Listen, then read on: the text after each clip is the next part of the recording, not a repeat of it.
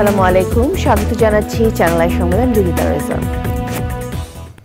শুরুতে জানিয়ে দিচ্ছি সুপার ফ্রেশ ফর্টিফাইড সয়াবিন তেল সংবাদ শিরোনাম।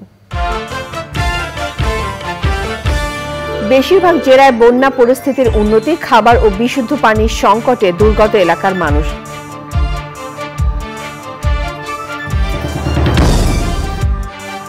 মার্কিন প্রেসিডেন্ট জো বাইডেনের সঙ্গে ভারতের প্রধানমন্ত্রী নরেন্দ্র মোদীর ফোন আলাপ, বাংলাদেশের রাজনৈতিক স্থিতিশীলতায় গুরুত্ব আরোপ।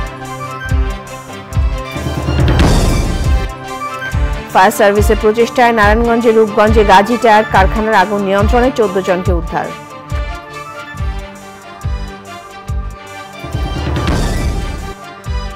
দেশের অর্থনীতি গতিশীল করা ও বৈদেশিক বিনিয়োগ চ্যালেঞ্জিং মনে করছেন অর্থনীতিবিদরা, আর্থিক ব্যাংকিং খাতে ব্যাপক সংস্কার প্রয়োজন মন্তব্য। এবং দ্রোহের কবি কাজী নজরুল ইসলামের মৃত্যুবার্ষিকী আজ, দিনভর চ্যানেল আই এর পর্দায় নানান আয়োজন।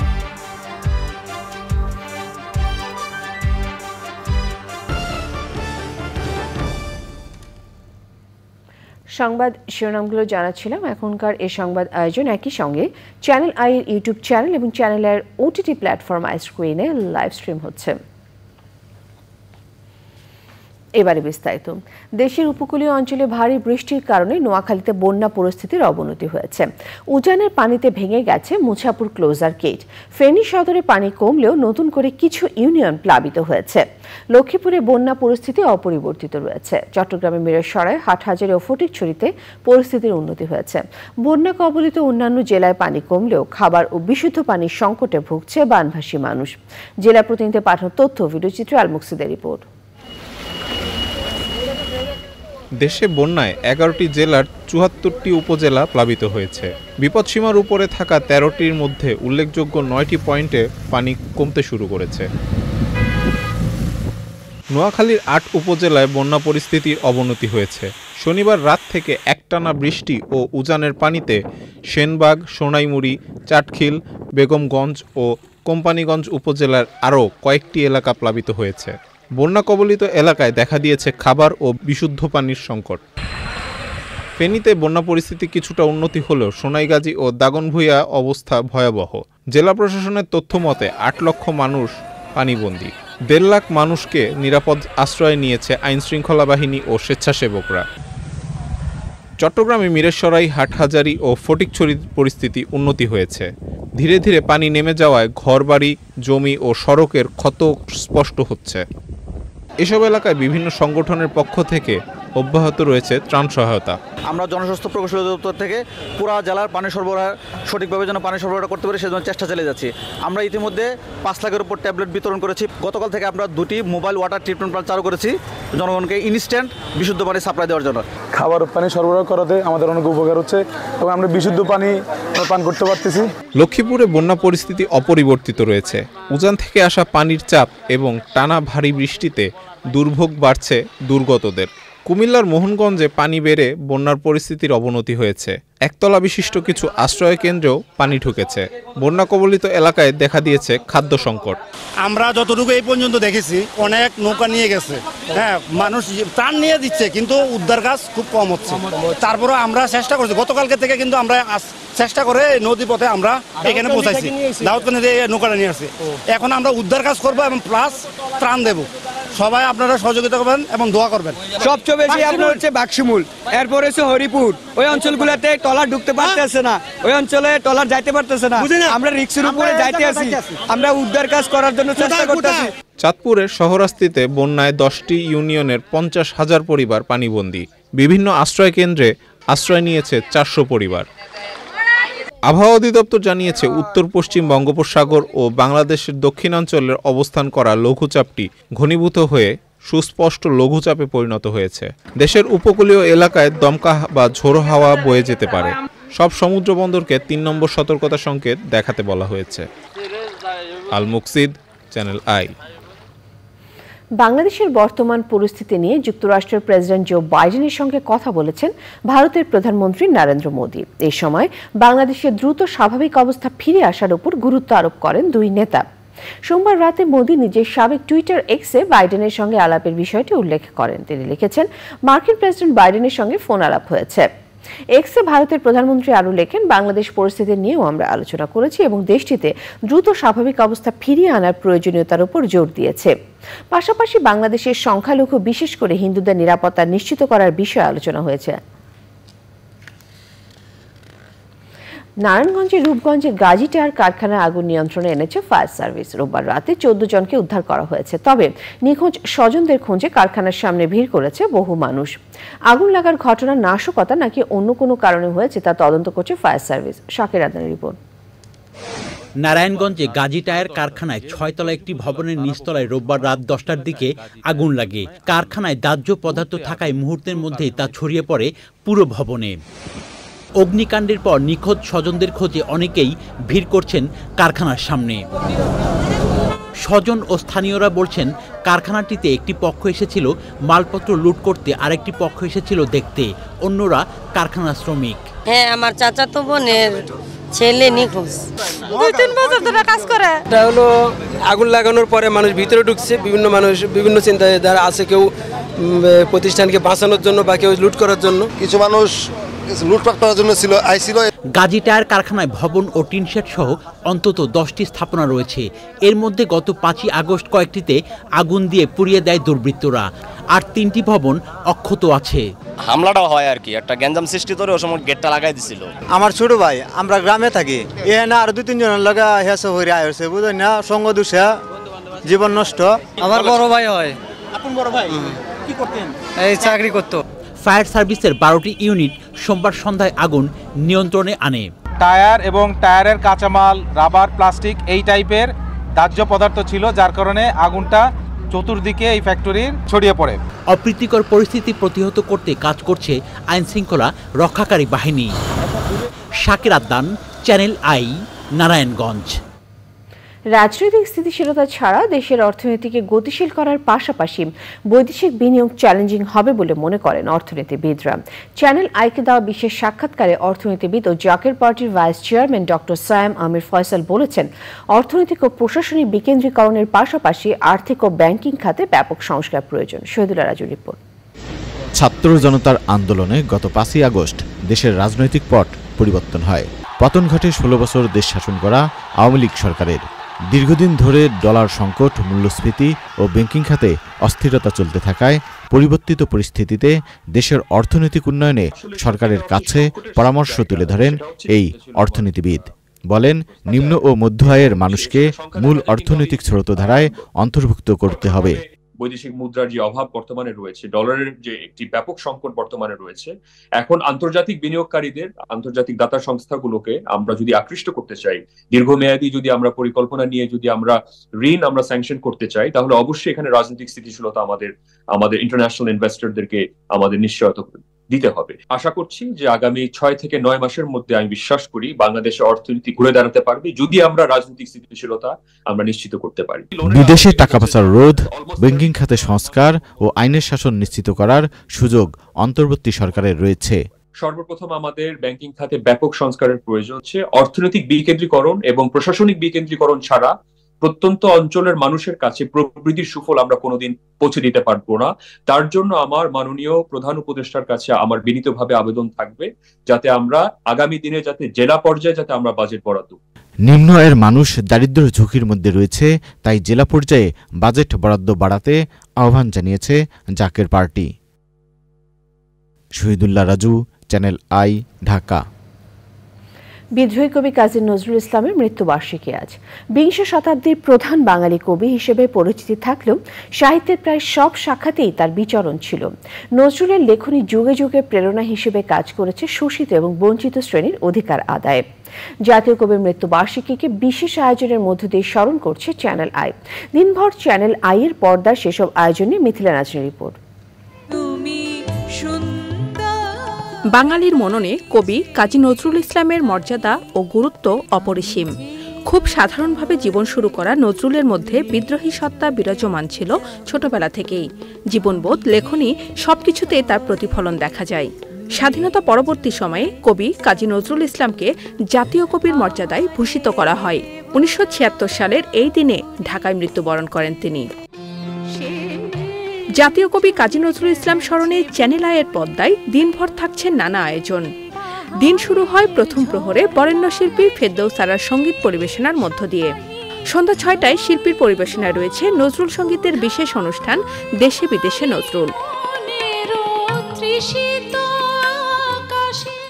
নজরুলকে নিয়ে সকাল ৭টা ৩০ চ্যানেল আইয়ের নিয়মিত আয়োজন গান দিয়ে শুরুর বিশেষ পর্ব। সকাল ১১টা ৫ অনুষ্ঠান নির্বাচিত নজরুল। আমার খবর বুঝবে। দুপুর ১২টা ৫ রেজাউদ্দিন স্ট্যালিনের উপস্থাপনায় বিশেষ অনুষ্ঠান চিরঞ্জীব নজরুল। যে মানুষের ধর্ম আলাদা হলেও মানুষের মন কিন্তু এক, মানুষের মন কিন্তু আলাদা নয়। এবং ছোটবেলা থেকে তার মনে সেটা গেঁথে গিয়েছিল এবং তিনি যখন বড় হয়েছিলেন তখন তার মনে হয়েছিল যে তিনি মানুষের কবি। তিনি তাই লিখতে পারেন, গাহি সাম্যের গান, যেখানে আসিয়া এক হয়ে গেছে সব বাধা ব্যবধান। তোমাতে রয়েছে সকল কেতাব, সকল কালের জ্ঞান, সকল শাস্ত্র খুঁজে দেখো সখা, খুলে দেখো নিজ প্রাণ। মিথ্যা শুনিনি ভাই, এই হৃদয়ের চেয়ে বড় কোনো মন্দির গাবা নাই। দুপুর ১২টা ৩০ ফ্রেশ প্রিমিয়ারটি তারকা কথনের বিশেষ পর্ব। ১টা ৫ বিশেষ প্রদর্শনী বিতর্ক আমি প্রতিধ্বনিত হই বারংবার। আমি জমিদার পুত্র হওয়া সত্ত্বেও কোনোদিন বর্ণ বৈষম্য করিনি। দুপুর ২টা ৩০ নজরুলের জীবনভিত্তিক চলচ্চিত্র বাংলা মায়ের দামাল ছেলে। রাত ১০টা ২৫ মুকিত মজুমদার বাবুর পরিকল্পনা, পরিচালনা ও উপস্থাপনায় বিশেষ অনুষ্ঠান নজরুলের প্রকৃতির আলপনা। তিনি বললেন যে শ্যামলা বরণ বাংলা মায়ের রূপ দেখে। Mithila Nasnin, channel I, Dhaka. কুমিল্লায় বন্যা দুর্গত রোগীদের চিকিৎসায় মানবতার হাত বাড়িয়েছে প্রকৃতি ও জীবন স্বাস্থ্য সেবা কেন্দ্র। মেডিকেল ক্যাম্পের মাধ্যমে হাজার হাজার রোগীকে বিনামূল্যে চিকিৎসা ও ঔষধ দিয়েছে সংগঠনটি। বন্যার্তদের এমন মানবিক সহায়তা কার্যক্রমের প্রশংসা করেছেন বিশিষ্টজনেরা। আবুল কাশিম হৃদয়ের তথ্য ভিডিওচিত্র, আফরোজা হাসি রিপোর্ট। স্মরণকালের ভয়াবহ বন্যায় বিপর্যস্ত কুমিল্লাবাসী। ঘরবাড়ি, রাস্তাঘাট তলিয়ে যাওয়ার পাশাপাশি সুপেয় পানির তীব্র সংকট বন্যা কবলিত এলাকায়। এতে ঠান্ডা, জ্বর, কাশি, নিউমোনিয়া সহ পানিবাহিত বিভিন্ন রোগে আক্রান্ত হচ্ছেন দুর্গতরা। এমন পরিস্থিতিতে তাদের পাশে দাঁড়িয়েছে মানবিক সংগঠন প্রকৃতি ও জীবন স্বাস্থ্যসেবা কেন্দ্র। মেডিসিন ও অর্থোপেডিক বিশেষজ্ঞ সহ ৩০ জন ডাক্তার, দিনব্যাপী শিশু, বৃদ্ধসহ হাজারো রোগীকে বিনামূল্যে চিকিৎসা সেবা ও ওষুধ বিতরণ করে সংগঠনটি। এখানে অনেক রোগীর শরীরে র্যাশ, তারপরে চুলকানি, ফোস পাসরা এবং আমাশা, ডায়রিয়া, জ্বর, ঠান্ডা, কাশি, এর সাথে ওদের ইবাহিত রোগগুলা, পানিবাহিত রোগগুলা ওদিকে আমরা পাচ্ছি। ওদের মাঝে আমরা এই সেবাগুলাকে দিতে পেরে আমাদের নিজেদের কাছে অনেক ভালো লাগছে। বিনামূল্যে চিকিৎসা সেবা ও ওষুধ পেয়ে কৃতজ্ঞতা জানান উপকারভোগীরা। যে বর্তমান যে পরিস্থিতি, ওই পরিস্থিতিতে আমরা অনেক সেবা পাচ্ছি ওনাদের কাছ থেকে, আর কি ওনাদেরকে ধন্যবাদ জানাচ্ছি। আমাদের অনেক উপকার হচ্ছে, আমরা কোথাও যাই ওষুধ দাওয়াই পাইতেছি না। এই মুহূর্তে যেটা পাইছি এটাই আমাদের জন্য যথেষ্ট উপকার হচ্ছে। বিনামূল্যে ওষুধ দিচ্ছে ডাক্তারে, আমরা অনেক খুশি। সবার জন্য আমরা দোয়া করি আল্লাহ যেন ওনাদেরকে আরো ভালোভাবে মানুষ সেবা করতে পারে। দেশমাতৃকা ও আর্ত মানবতার সেবায় সদা সচেষ্ট থাকার প্রত্যয় জানিয়েছে প্রকৃতি ও জীবন স্বাস্থ্য সেবা কেন্দ্র। আফরোজা হাসি, প্রকৃতি ও জীবন ডেস্ক, চ্যানেল আই। নিটল টাটা কৃষি সংবাদ।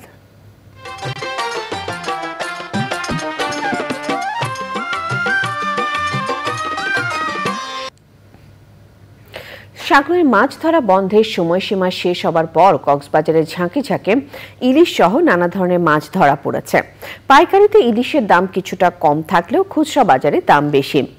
মাছ ব্যবসায়ীরা বলছেন, তেলের দাম বেশি হওয়ায় পরিবহন ব্যয় বেড়ে যায়, তাই বাজারে মাছের দাম বেশি। তেলের দাম কমানো ও দেশের চাহিদা পূরণ করে বিদেশে ইলিশ রফতানির দাবি জানাচ্ছেন তারা। কক্সবাজার থেকে নুরুল আলমের ভিডিও চিত্রে সারারাজু মানিকের রিপোর্ট।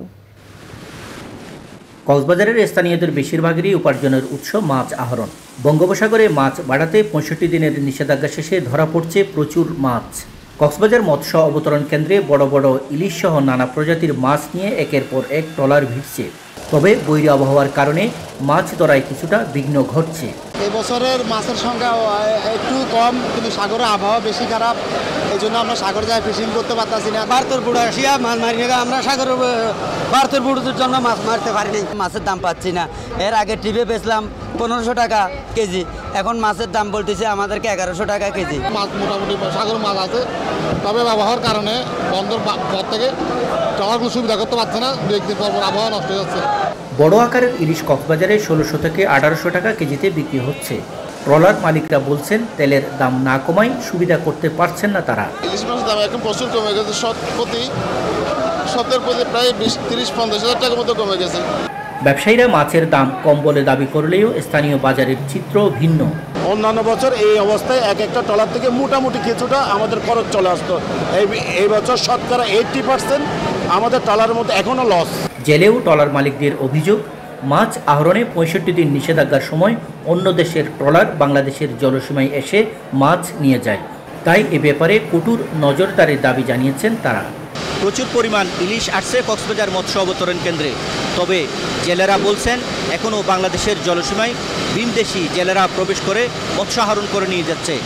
বর্তমান সরকারের হস্তক্ষেপ কামনা করেছেন এই জেলে সম্প্রদায়। কক্সবাজারের মৎস্য অবতরণ কেন্দ্র থেকে সরওয়ার আজম মানিক, চ্যানেল আই। প্রকৃতি সংবাদ।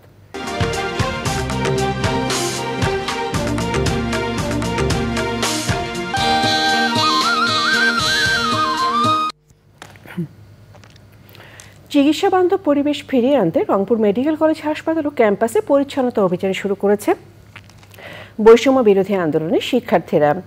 ক্ষতিকর প্লাস্টিক সহ বিভিন্ন বর্জ্য অপসারণে নিজ নিজ অবস্থান থেকে পরিবেশ সুরক্ষায় এগিয়ে আসার আহ্বান জানিয়েছেন সচেতনরা। এহসানুল হক সুমনের ভিডিওচিত্রে Maina Lovely report. Rangpur medical college মাঠে পরিচ্ছন্নতা কার্যক্রমে অংশ নেয় রংপুর মেডিকেল কলেজ সহ বিভিন্ন স্কুল কলেজের বৈষম্য বিরোধী ছাত্র আন্দোলনের শতাধিক শিক্ষার্থী। পরিচ্ছন্নতা কার্যক্রমের উদ্বোধনী অনুষ্ঠানে পরিবেশ সুরক্ষায় শিক্ষার্থীদের শপথ বাক্য পাঠ করানো হয়।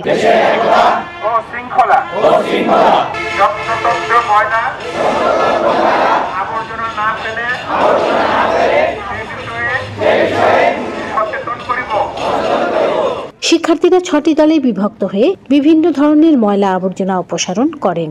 হাসপাতালের পরিবেশ ভালো রাখতে কর্তৃপক্ষকে আন্তরিক হওয়ার আহ্বান জানান শিক্ষার্থীরা। আমরা পরিষ্কার দিয়ে শুরু করব, যাতে সাধারণ মানুষও যাতে পরিষ্কার রাখে। টিম ভিত্তিক ভাগ করা হয়েছে, আমাদের এক এক দলকে এক এক জায়গা পরিষ্কার পরিচ্ছন্নতার দায়িত্ব দেওয়া হয়েছে। সবাই মিলে একসাথে চেষ্টা করছি আমাদের এই ক্যাম্পাস ক্লিন করার এবং ক্যাম্পাসের ভিতর থেকে আমাদের সব দুর্নীতি দূর করার।